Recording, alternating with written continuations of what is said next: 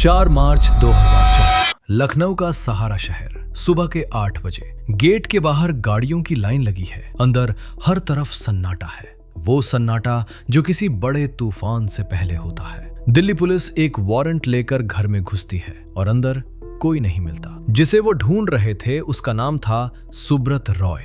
वही रॉय जिसने 3 करोड़ लोगों से 24,000 करोड़ रुपए जमा किए और वापस करना भूल गया। वो रॉय जिसे लोग बुलाते थे सहारा श्री। सोचो कैसे एक नमकीन बेचने वाले लड़के ने इतना बड़ा एम्पायर खड़ा किया और कैसे 1.5 पन्ने की चिट्ठी ने सब कुछ खत्म दिया।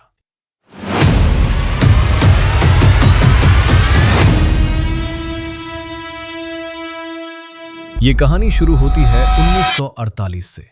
बिहार के अराड़िया में एक छोटे से मिडिल क्लास घर में सुब्रत रॉय पैदा हुए। उनकी पढ़ाई कोलकाता में हुई, फिर गोरखपुर। पढ़ाई खत्म होते होते उनके पिता का देहांत हो गया।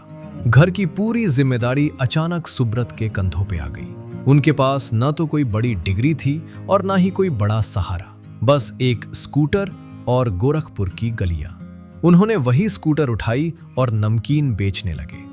एक चीज थी जो उन्हें बाकी सबसे अलग बनाती थी, बात करने का तरीका। जो रिक्शा चलाने वाला दिन भर में सिर्फ 40 से 50 रुपए कमाता था, उससे भी सुब्रत रॉय जाकर कहते, रोज 5 रुपए जमा करो मेरे पास। मुश्किल वक्त में यही तुम्हारा सहारा बनेगा। कोई बैंक इन लोगों के दरवाजे तक नहीं आता था। कोई इन्हें फॉर्म भर के लाइन में लगा के साहब बुला के इज्जत नहीं देता था। लेकिन सुब्रत रॉय आते थे खुद, हर गली में, हर मोहल्ले में, और एक डायरी में उनका नाम लिख के उन्हें एक रसीद थमा देते और लोग यकीन करने लगे, क्योंकि पहली बार कोई बड़ा आदमी उनके घर तक आकर उन्हें इंपॉर्टेंट महसूस करा रहा था। यही भरोसा आगे चलकर उनकी सबसे बड़ी ताकत बना और यही भरोसा आगे चलकर 3 करोड़ लोगों को डुबाने वाला भी था। 1976 में उनकी शादी हुई स्वप्ना रॉय से। उसी साल उन्होंने खुद से एक वादा किया, अब छोटा नहीं सोचना है। 1978 में सिर्फ 2,000 रुपए से गोरखपुर के एक छोटे से कमरे से उन्होंने एक कंपनी शुरू की जिसका नाम था सहारा। उनका आइडिया सिंपल था।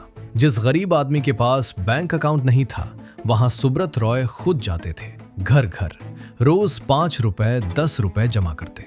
साल दर साल सुब्रत रॉय बड़े होते गए और सिर्फ फाइनेंस में नहीं, सहारा अब रियल एस्टेट में उतरा। लखनऊ में बना आम्बी वैली जैसा शहर, मीडिया में उतरा, अपना टीवी चैनल बना लिया, यहां तक कि आसमान में भी अपनी एक एयरलाइन शुरू कर दी। और फिर एक दिन फोर्स इंडिया के जरिए सहारा का नाम फॉर्मूला सबसे ऊपर तक पहुंच गया।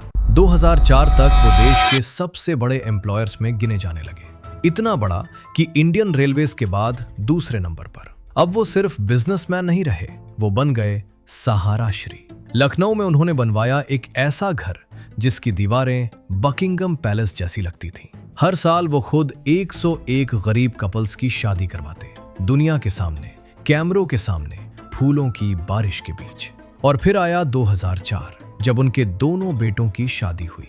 2 हफ्ते की शादी। खुद प्राइम मिनिस्टर वाजपेयी आशीर्वाद देने आए। अमिताभ बच्चन, ऐश्वर्या राय, सचिन तेंदुलकर सब आए। ऐसा लग रहा था जैसे पूरा देश उनके घर में शिफ्ट हो गया हो। एक नमकीन बेचने वाला लड़का अब देश के सबसे ताकतवर आदमियों में गिना जा रहा था।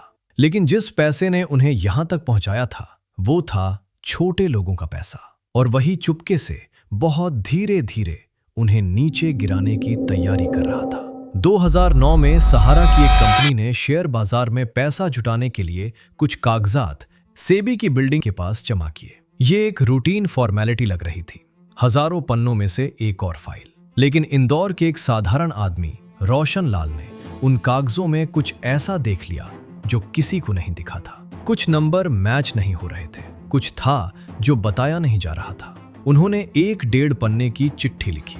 सोचो, एक आम आदमी की एक चिट्ठी जो शुरुआत में किसी को ज्यादा इंपॉर्टेंट नहीं लगी, लेकिन वही चिट्ठी धीरे धीरे पूरे साम्राज्य की नींव हिला देने वाली थी। लेकिन सुब्रत रॉय को अब भी लगता था उन्हें कोई रोक नहीं सकता।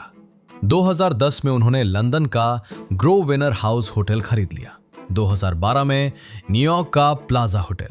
सोच के देखो, जिस पैसे को वापस करने का केस अदालत में चल रहा था, ठीक उसी वक्त उसका मालिक दुनिया के 2 सबसे मशहूर होटल खरीद रहा था। ये ऐसा था जैसे कोई डूबते जहाज पे खड़े होकर पार्टी कर रहा हो।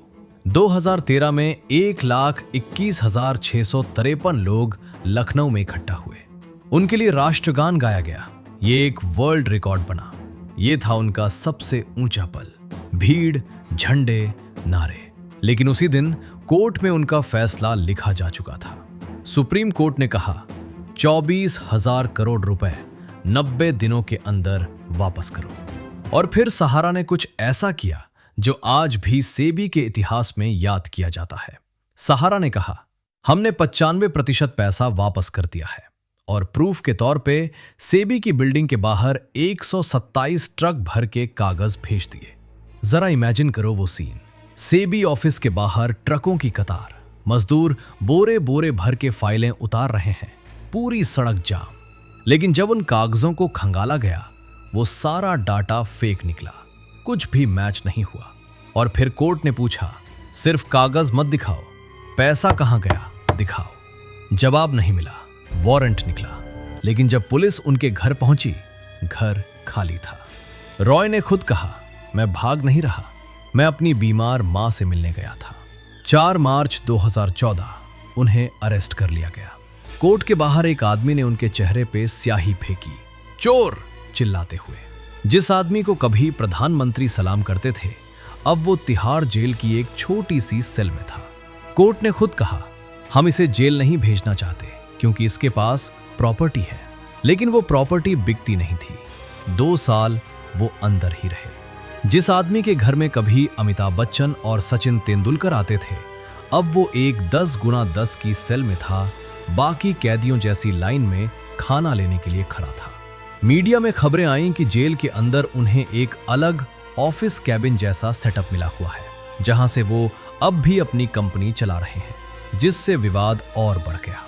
फिर 2016 में उनकी मां का देहांत हो गया। कोर्ट ने पैरोल दी अंतिम संस्कार के लिए। वो उस दिन बाहर आए और फिर कभी वापस जेल नहीं गए। लेकिन एक सवाल जिसका जवाब कभी नहीं मिल पाया, जिन 3 करोड़ लोगों के पैसे से ये सब खड़ा हुआ था, उनका क्या हुआ?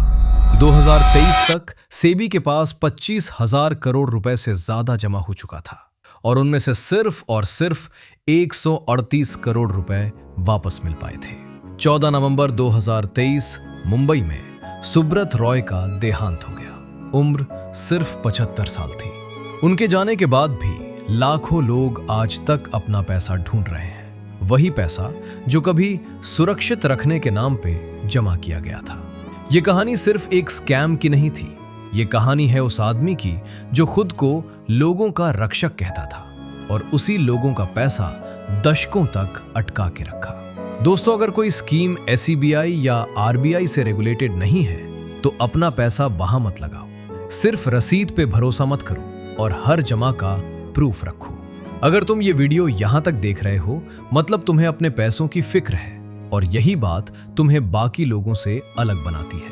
अगर ये कहानी और गहराई से पढ़नी हो तो तमाल बंद्योपाध्याय की किताब सहारा द अनटोल्ड स्टोरी एक अच्छा स्टार्टिंग पॉइंट है। और दोस्तों, अगर तुम्हें लगता है पैसा हमेशा बचा लेता है बड़े लोगों को, तो अनिल अंबानी की कहानी एक बार देख लेना। वही आदमी जो कभी दुनिया का 6ठा सबसे अमीर इंसान था, 42 बिलियन डॉलर का मालिक, और एक दिन खुद लंदन कोर्ट में खड़े होकर बोला, मेरा नेटवर्थ 0 है। दोस्तों, अगर ये वीडियो पसंद आया हो तो एक लाइक जरूर करो, चैनल को सब्सक्राइब करो। तब तक के लिए अपना पैसा संभाल के रखना।